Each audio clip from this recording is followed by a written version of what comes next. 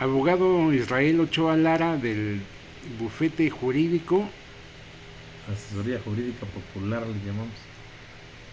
Eh, ¿Cuál es tu opinión respecto de la propuesta de reforma que hace el presidente Andrés Manuel para que los magistrados del Tribunal Superior de Justicia de la Nación puedan ser electos mediante voto universal de manera democrática? Ujú. Pues mira, yo creo que en principio la propuesta no está mal, porque pues hay que modificar las estructuras, es bueno modernizar o modificar las estructuras.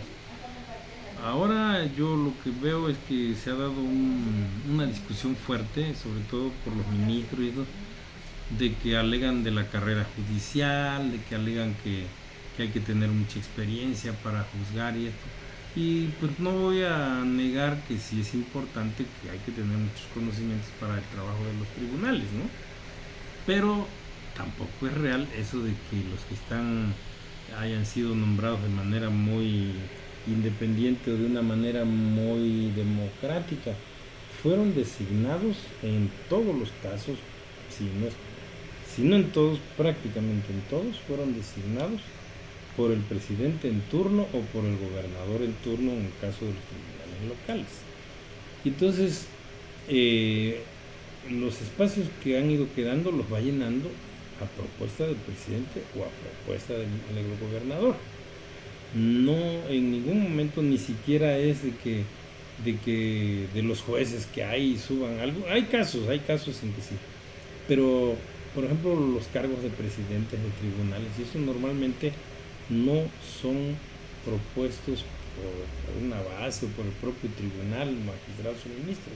Normalmente los manda el gobernador, tengan o no experiencia en la judicatura. Hay muchísimos casos de gente que van de fuera. Por ejemplo, a nivel nacional, me acuerdo del caso de ese tal Medina Mora, que fue procurador de justicia, y de ahí Calderón lo mandó de ministro de la Suprema Corte, que a la postre renunció porque le sacaron varios detalles por ahí de corrupción y demás, ¿no? Pero así como eso, pues, o sea, realmente no son designaciones por carrera judicial la mayoría. Entonces yo creo que si se hace un buen planteamiento de los requisitos que hay que cubrir para aspirar a un cargo de esta naturaleza, los requisitos, las condiciones, se puede aspirar. Muchas gentes, hay muchos compañeros, hay conocidos, hay gente, hay abogados que tienen experiencia en el trabajo en tribunales desde el punto de vista de la litigada o incluso pues desde el punto de vista de los que están adentro, ¿no? Porque para lo que yo he escuchado de la propuesta, no es la falsa información que a veces se difunde que van a sacar una convocatoria y a ver quién se inscribe y ese va a ir. No, no, no. Se supone que tiene que tener ciertos caracteres, empezando por ser abogado, haber estudiado la facultad de Derecho, ¿no? Y entonces, de ahí, pues tiene que tener ese perfil y que si tiene carrera judicial o no, pues también, porque tampoco, hasta donde he escuchado, no he visto bien la propuesta, pero lo que se ha difundido es que no se está limitando incluso la participación en un momento dado que se sacaran convocatorias a gente externa, es para todos, incluyendo los que ahora están, ¿no? Hay muchos trabajadores de los juzgados y de los tribunales que tienen años y años de servicio toda la vida y nunca han tenido una oportunidad de ascender a jueces, ¿no? Siempre están chalaneando acá abajo y tienen toda la experiencia del mundo porque son los que sacan el trabajo. Si somos sinceros, quien saca el trabajo son los secretarios de acuerdos, de estudio y cuentas, los actuarios, las secretarias, todos son los que están ahí en friega. El juez llega un rato, se va a comer, por eso en el último sistema ahora de los juicios orales se ha obligado a que el juez debe estar presente en las audiencias, porque en el sistema anterior el que llevaba todo era el secretario y el juez nomás llegaba a que le dijeran, ahora sí, a que le dieran cuenta de qué pasó, qué caso hubo, qué situación, y a firmar acuerdos o sentencias o a darle una ojeada ahí a veces, pero en realidad no estaban presentes en las audiencias. Llegaban a la hora que les daba la gana y se iban a parrandear, ¿no? Entonces eso no ha cambiado mucho. Y si nos vamos a la Suprema Corte de Justicia, pues las cosas no cambian. Es precisamente, entiendo que el enfoque principal de la reforma es el Poder Judicial Federal, ¿no? Se trata de modificar el Poder Judicial Federal porque efectivamente pues los ministros de la Suprema Corte han dictado resoluciones que van en perjuicio de los intereses del pueblo. No voy a repetir lo que diga el presidente Andrés Manuel, pero ahí va la cosa, pues. Las cosas de la reforma eléctrica, todo eso lo echaron para atrás. Hace años, cuando se modificó la ley del ISSSTE, aquí en Oaxaca, miles de trabajadores de la educación interpusieron amparos y todo eso contra la ley del ISSSTE. Nosotros incluso promovimos por lo menos 5. Y en todos los casos se llenaron los tribunales federales de amparos. Y todititos los asuntos los resolvió en contra de los trabajadores de la educación, pretendiendo que favorecen el interés superior de la niñez de recibir educación de calidad contra los derechos de los trabajadores. Entonces tú, trabajador, te aguantas y aquí prevalece el derecho de los niños a recibir educación de calidad. Pero era una forma, no es que no deba ser así, era una forma de no darle la razón a los trabajadores, aunque la ley venía con problemas, porque precisamente era pues quitarle los derechos a los trabajadores sobre todo, entre otras cosas, la jubilación, ¿no? Que era una de las cosas que se peleaba. ¿Por qué? Porque al pasar esto a las tales afores y todo eso, pues se sabía que eso iba a llegar a puro fraude, ¿no? Como en efecto así. Entonces se interpusieron miles y miles de amparos y a todos les negaron.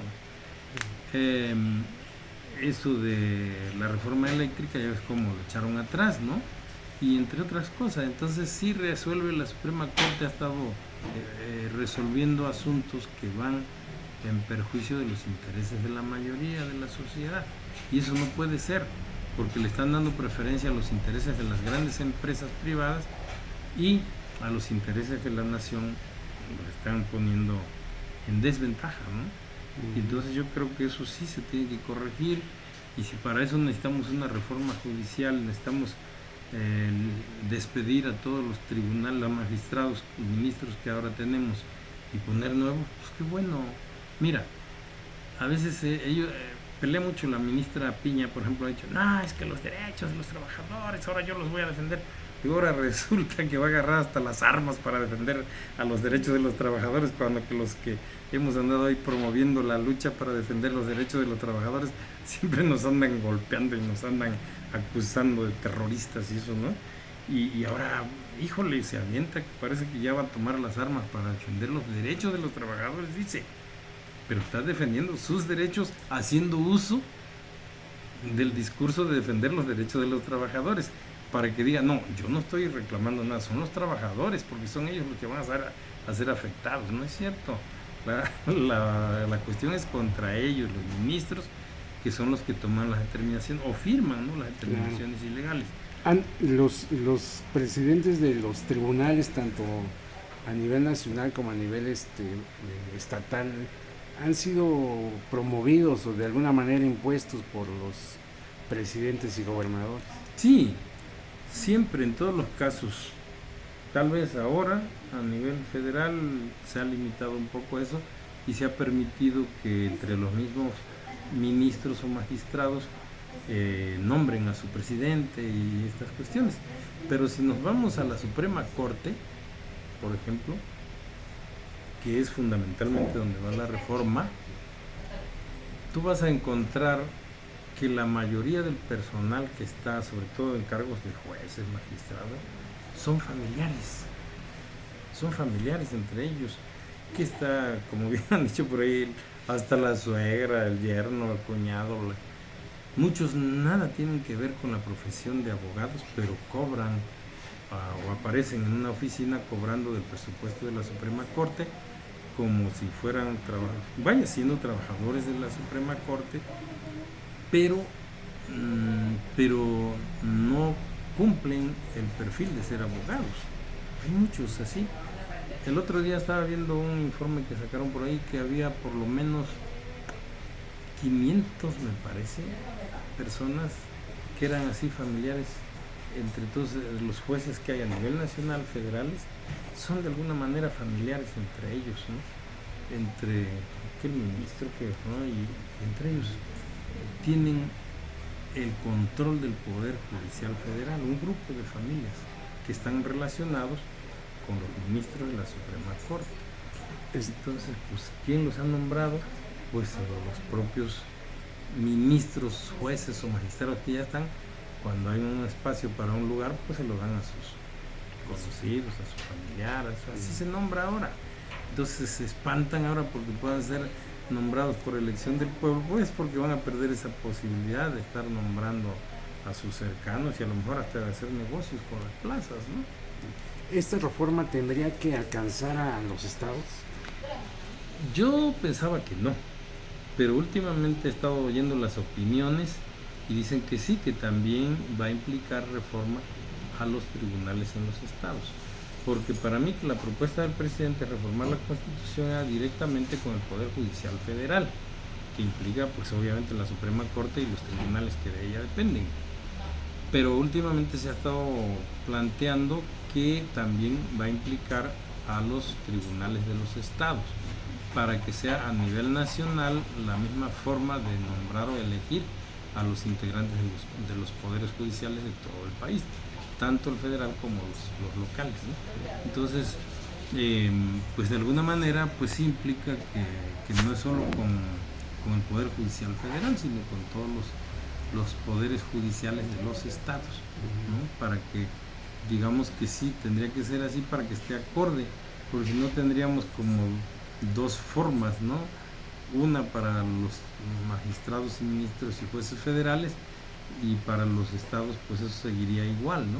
Entonces tendría que ser congruente la situación de que si se va a reformar el Poder Judicial a nivel federal, también tiene que implicar reformas a los poderes judiciales de los estados, por lo menos en el nombramiento de jueces y magistrados.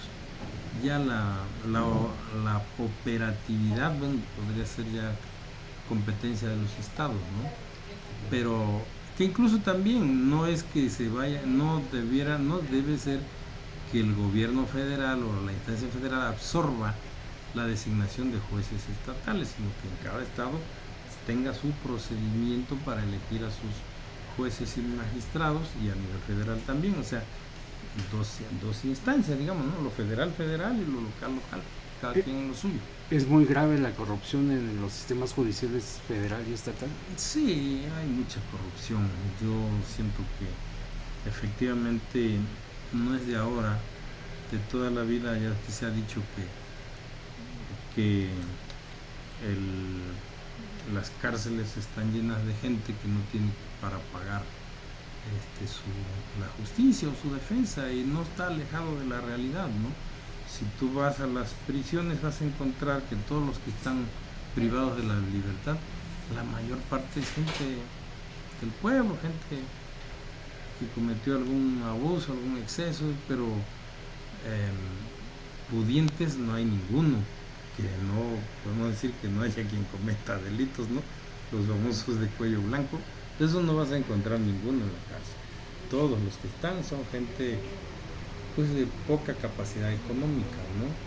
Y los que tienen capacidad económica, pues ya ves cómo van saliendo, ¿no? Ahí están los últimos que ha soltado la Suprema Corte de Justicia. ¿Quiénes son? Pues identificados con el narcotráfico, o incluso en el caso de los asuntos de Ayotzinapa, ¿no? Que mediante ciertos mecanismos que a lo mejor no dejan de tener razón si hubo tortura o no, pero que finalmente están dejando libres a los presuntos responsables, y eso implica un desorden, una desestabilización hacia lo que representa la parte administrativa de los poderes, es decir, hacia el ejecutivo, ¿no? Porque entonces la gente siente que quien no está haciendo justicia no es el Poder Judicial, sino el gobierno federal, ¿no? Entonces la bronca va contra el gobierno federal, y por eso en casos como esos yo siento que lo están dejando en libertad. Claro, habría que conocer el expediente y las razones, que se supone que es por tortura, porque hubo tortura, para ver la justificación que hay, porque también pues no se puede hablar así nada más sin, sin elementos, ¿no? Pero si observamos un poco los últimos casos que han estado siendo liberados prácticamente o para llevar procesos penales en libertad, son gente de muy buen nivel económico, ¿no? O de muy buena posición política que tenían, y entonces los están favoreciendo con resoluciones para que o enfrenten el proceso en libertad o de plano quedan exonerados de responsabilidad, ¿no? Entonces eso nos muestra que hay un cierto nivel de corrupción que se maneja en las altas esferas del poder judicial y del poder político también, ¿no? Porque eso implica tener poder económico para poder lograr acuerdos de ese tipo, ¿no? Si no, pues no se puede. Y sí, la corrupción ha estado de mucho tiempo acá vigente en los tribunales, ¿no? Y en los ministerios públicos y todo esto, ¿no? Porque pues se promovía incluso, ¿no? Se ha promovido la corrupción. Y yo creo que sí hay que ir limitando todo eso, hay que ir acabando con esa cuestión, porque sí representa un poco de impunidad el que quien tenga poder económico para defenderse pueda hacerlo y que quien no tiene pues ahí se queda, ¿no? Sí.